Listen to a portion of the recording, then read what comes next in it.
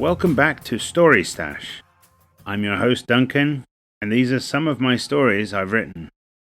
Today, I'm reading from my book Star Guardian, and this is chapter 21. So, let's get started. Chapter 21, Refinements. Kaluna joined Jem and I in the main bridge, while Ship took care of the cleanup after the last ambush. Well done, Brian. We defended this system against 9 foe vessels, said Jem. I worried her enthusiasm would bother Kaluna. I also didn't want to take all the credit for mass killings. Thanks are due to Ship more than me. I came up with the plans, but Ship did all the work, I replied. I paused before continuing. I've been trying to figure out the foe strategy. From their point of view, this system has been dormant for centuries. Suddenly, their extra node sends a signal that a whole fleet of Baglaji vessels had arrived. I bet that was rather disturbing news. Agreed. So they send 3 of their biggest, baddest vessels to deal with the threat, said Kaluna. What they didn't realize was we were not as easy to defeat as Baglaji of long ago, said Jem. Fortunately, you're correct. But then they send 3 more vessels every 2 days. I don't know if this is their standard protocol for dealing with an enemy. I don't understand their thinking, I said. If the first wave can't eliminate us, then more vessels arrive every 2 days. In time, they'd have the numbers to overwhelm the enemy, said Jem. They don't realize their vessels are entering a kill zone, said Kaluna. It's about to get interesting soon, I replied. What do you mean? Asked Jem. Travel from their system and back is about 8 days. If the first wave finds nothing of interest, they'll return or send a message to arrive after at least 8 days. Think about it. On day 0, wave 1 leaves. Day 2, wave 2 leaves. Day 4, wave 3 leaves. Wave 3 arrived on day 8. Soon, the foe is expecting a response from wave 1. When they realize something is wrong, they'll change their approach, I said. Which we can expect after day 12, or 4 days from now, said Jem. Correct, I said. Where are you at with the permanent system defenses? Asked Kaluna. Nowhere near ready, I replied. The manufacturing facility is getting established on the remote planetoid. Once ready, it will take a while to build everything we need. Until then, we must fight from the shadows. Not good enough. You come up with such good ideas. Come up with a response that doesn't involve killing. Get them to stop sending more waves of vessels. If they don't keep arriving, it gives you time to finish your defenses, replied Kaluna. I looked at Kaluna. I so wanted to do something for her, to make things better for her. Then, like something in my head went click. Yes. That's an excellent idea, Kaluna. Why didn't you suggest it sooner? I asked. What idea? She responded, looking confused. I have to send an interstellar message to the foe and ask them to stop sending more vessels. It's so simple, I said. Are you feeling all right? Asked Jem. I guess I sounded rather loopy right then. Oh yes, Ship. Tell me you have worked out how the foe would send a response to their home system, I said. Interstellar communication is possible, although I've limited understanding of their language, as I've already informed you, said Ship. It does not have to be complicated. We need a simple message like, no Baglaji vessels found, or all clear in the system, or whatever you have words for, I said. Confirmed. Searching deciphered vocabulary. How about Baglaji system empty, 0 vessels. Please, previous report invalid, asked Ship. I could hug Ship if it had a body to hug. Captain, I think we should send this as soon as we can. In 4 days, when they receive our message, hopefully they'll delay sending more waves of vessels, I said. Ship, send the message, said Jem. Confirmed. Message sent, said Ship. Kaluna, that was a great idea. It could save lives and buy us more time, said Jem. Yes, thank you, Kaluna. There may be 2 more waves in the next 4 days if their pattern holds. After that, we'll see if the message worked, I said.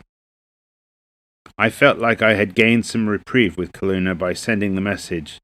I knew I needed to do more, though. Ship continued the cleanup around Baglaji 4 while we retired to our cabin to have a meal together. Tonight I'd like to share a Baglaji favorite of mine, said Jem, as she went over to the food dispenser. Soon we were sitting around the table enjoying a fish dish with vegetables. It got me thinking. This food was a synthesized replication of a dish from over 2,000 years ago. Who knows if the fish or the vegetables in this dish still existed on the planet's surface. It tasted good, though. Perhaps when things calmed down, we could go back down to look for fresh ingredients and make something from scratch. Over dinner, I shared a theory I'd had. Perhaps long ago, the foe somehow captured a Bangladeshi fleet admiral. The foe learned the remote override protocols and used them to defeat all the Bangladeshi. That would fit the limited data we have so far, said Jem. We finished our meal and got some rest. I awoke to hear Ship give us an update. I've cleared away the derelict vessels and debris from the third wave. I've also moved to the far side of Baglaji 4, said Ship. Thank you, Ship, said Jem, to my left. Ship, how long until the next predicted arrival of foe vessels, I asked. About 7 hours until arrival. It had been over a day since we destroyed the last wave. I got up and did my usual ritual. I was drinking a hot beverage at the table, waiting for Jem and Kaluna to rise. Ship, I need a more non-lethal way to disable a foe vessel. We'd have to take out their weapons, shields, and propulsion. What can you offer? I asked. I can fire a phased pulse weapon tuned to their shield frequency. It will bypass their shields. I could target their rear propulsion to disable their movement. Once a foe vessel can no longer move, we can target their weapons. There's a risk of chain explosions with each shot fired, replied Ship. It sounds dangerous. They might fire back at us, or we could overdo it and destroy their vessel. I need to think about this. Are there any known weaknesses of the foe vessels we can exploit? I asked. Let's go to the main bridge. Kaluna, we can use the tactical display there to make plans, said Jem. Yes, Captain, I said. We all left for the main bridge. Ship, please display schematics for a foe vessel, said Jem. The tactical display soon filled with diagrams. We scrolled through all the details and zoomed in, looking for weaknesses. When we passed the details for a docking port, I saw something. Stop there, please, Jem. Ship, what are those connections? I asked. Those are ports for connecting umbilical connections when the vessel docks with another vessel or an orbital space station, Ship replied. More technical details appeared beside the schematic. Ship, what can you connect through these ports? Connections available for shore power, communications, data uploads, said Ship. How can we exploit these ports? I asked. Consoles flickered for a while.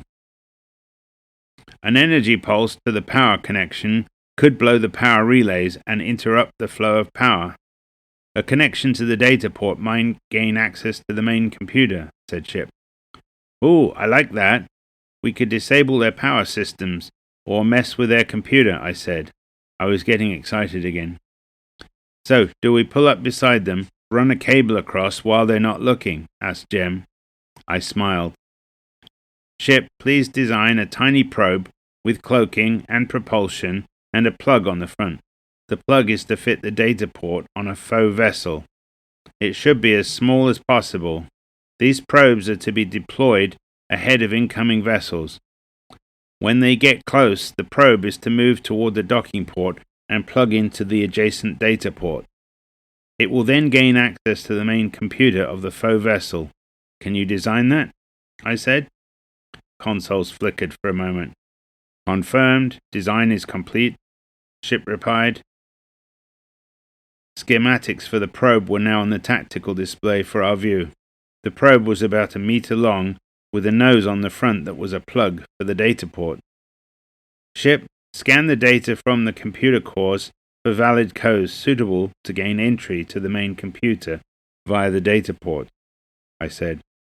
Consoles flickered again, this time even longer. Confirmed. Access codes found. Ship replied. Excellent. Ship, now create the following protocols for the probe. Seek and access the data port. Take control of faux vessel. Lock out controls. Shut down all except life support, I said. Confirmed. I have created the protocols as specified, Ship replied. Kaluna spoke up. So this will render a faux vessel harmless, but keep their crew alive? That's the goal. Exploit the data port rather than trying to blow up power relays. Do you like it? I asked. Yes, thank you, Brian, she replied. Jem also smiled. Keeping both happy was hard work. Ship, we don't have long. I need you to build several of the smaller probes and take us out just beyond the probes with nanobots. Best if we move now while you build them. As we get out that way, I recommend you cloak, I said. Confirmed, said Ship. We were underway, building probes as we traveled. Ship, designate the new probe as a data port probe. Designate the probe with nanobots as a nanobots probe. It's too confusing otherwise, said Jem. Confirmed, said Ship. Jem, Kaluna, I intend to deploy data port probes ahead of the existing nanobot probes. They're untested, so the nanobots will be our backup. Ship, please update the defense protocols to try the data port probes first. If they fail, continue with nanobots as before, I said. Confirmed, said Ship. Jem and Kaluna both nodded, smiling. By now, Ship had come around Baglaji 4 and was passing the derelict vessels. I hope we make it in time. And that's the end of chapter 21. And next episode, we have chapter 22, Fourth Wave. So until next time, goodbye.